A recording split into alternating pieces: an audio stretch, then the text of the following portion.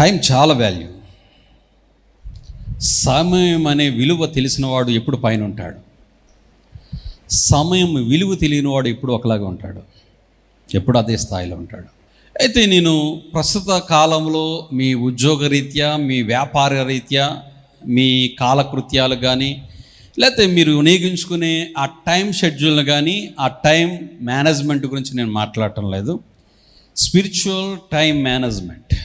ఈ సమయాన్ని గురించి బైబిల్లో చాలా అద్భుతమైన మాటలు రాయబడ్డాయి. ఎందుకంటే ఇది ఫైనల్ డేస్, అంత్య దినాల్లో మనం ఉన్నాం, అంత్యకాలాల్లో ఉన్న అపాయకరమైన కాలాల్లో ఉన్నాం. కాబట్టి మనము అజ్ఞానుల వలె కాక జ్ఞానుల వలె మన సమయాన్ని వినియోగించుకోవాలి.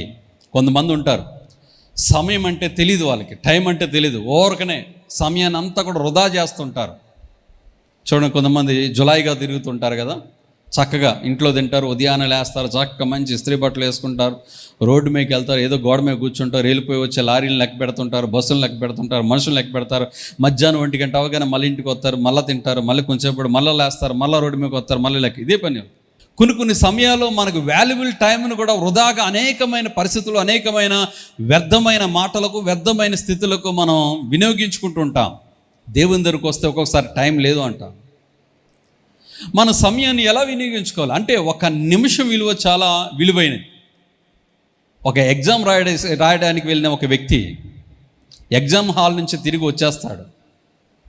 ఎందుకంటే 1 నిమిషం లేట్ అయిందండి. అతను అడగండి, 1 నిమిషం వాల్యూ ఎంత అంటే అతడు చెప్పగలడు. ఎన్నో రోజులుగా ముందు ట్రైన్ బుక్ చేసుకుని, ఎన్నో రోజులుగా సిద్ధపడుతూ ఆ ట్రైన్ కొరకు ఎన్నో హడావడిగా ఆ రోజంతా కూడా మరి బట్టలు చదువుకుంటూ అంతా రెడీ అయిపోయి ఆ ట్రైన్ ఎక్కుదామని వెళ్తాడు. కానీ 1 నిమిషం లేటుగా వెళ్ళడం ద్వారా ఆ ట్రైన్ ప్లాట్ఫామ్ నుంచి వెళ్తుంది. ఆ వ్యక్తిని అడగండి, 1 నిమిషం విలువ ఎంత అంటే ఆ వ్యక్తి చెప్పగలడు ఆ నిమిషం విలువ ఏంటని. చిన్నవే కదా అని చాలా ఈజీగా మనం వదిలిపెడుతుంటాం. మన జీవితంలో పొరపాట్లు కూడా ఒక్కొక్కసారి చిన్నవే కదా అని వదిలిపెడతాం. చిన్న పొరపాట్లే మన ఆత్మీయ జీవితాన్ని పాడు చేస్తాయి. బుక్కావాని తైలంలో చచ్చిన ఈగ పడితే ఆ తైలం అంతా కంపు కొడుతుంది. ఈగ చిన్నదే, ఆ తైలంలో చిన్న ఈగ చచ్చిపోతే మొత్తం అంతా నాశనం అయిపోతుంది. మా ఆత్మీయ జీవితంలో కూడా చిన్న పొరపాట్లు మన ఆత్మీయ జీవితాన్ని కలిసివేస్తాయి. అమెరికా దేశంలో అమెజాన్ అడవులు ఉన్నాయి. అమెజాన్ అడవిలో ఒక పెద్ద వృక్షం ఉండేదట, 500 సంవత్సరాల చరిత్ర కలిగిన వృక్షం. అది చాలా ఎత్తైనది, చాలా లావైనది. చాలామంది అక్కడికి వెళ్ళి ఆ వృక్షాన్ని చూసి అక్కడ ఫోటోలు తీసుకుంటూ వచ్చేవారు ఆ చెట్టు దగ్గర. ఒకరోజు హఠాత్తుగా ఒక రాత్రికి రాత్రి అది కూలిపోయింది. కూలిపోతే చాలామంది ఆశ్చర్యపోయారు, ఎట్లా కూలిపోయింది, ఇంత బలమైన వృక్షం ఎలా కూలిపోయింది? ఒక ప్రొక్లేన్ వాడలేదు, ఒక రంపం వాడలేదు, ఒక మనుషులు గొడ్డలు వాడలేదు, ఎలా కూలిపోయిందని శాస్త్రవేత్తలు కొంతమంది వచ్చి మొత్తానికి ఆ చెట్టును పరిశీలించారు. లోపల ఉన్నటువంటి కొన్ని వాటిని తీసి తెలిసిన విషయం ఏంటంటే, లోపలికి ఒక పురుగు వెళ్ళిందట, చిన్న పురుగు వెళ్ళి అది అనేక పురుగులను సృష్టించుకుని మొత్తానికి ఆ చెట్టునంతా కూడా తొలిచివేసి డొల్ల చేసి కిందన పడేసింది. చిన్న పురుగు కానీ వదిలేస్తే ఆ మహావృక్షం 500 సంవత్సరాల మహావృక్షం అయిపోతుంది, కూలిపోతుంది. మీ జీవితంలో కూడా చిన్న అలవాటే కదా, ఏం కాదు, నేను కంట్రోల్ చేసుకుంటానని ఒక్కొక్కసారి అనుకున్నావు. ఆ చిన్న అలవాటే నీ జీవితాన్ని నాశనం చేసేస్తుంది. మన జీవితంలో మన టైంను కూడా, ఆ టైం సరైనటువంటి రీతిగా మనం మేనేజ్ చేయకపోతే మన జీవితంలో కూడా అదే పరిస్థితి వస్తుంది.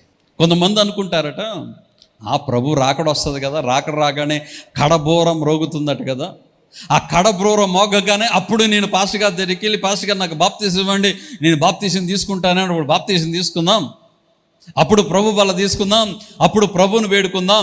ఈలోగా అమెరికా నుంచి, ఇటలీ నుంచి, లండన్ నుంచి అలా ఒక దేశం ఎత్తపడితే ఇండియా దగ్గర రాగానే ఈలోగా నేను రెడీ అయిపోదాం అనుకుంటున్నారు చాలామంది మహానుభావులు, మరి ముఖ్యంగా బాగా తెలివైనటువంటి వారు. నువ్వు తెలుసుకునే టైం కూడా ఉండదు.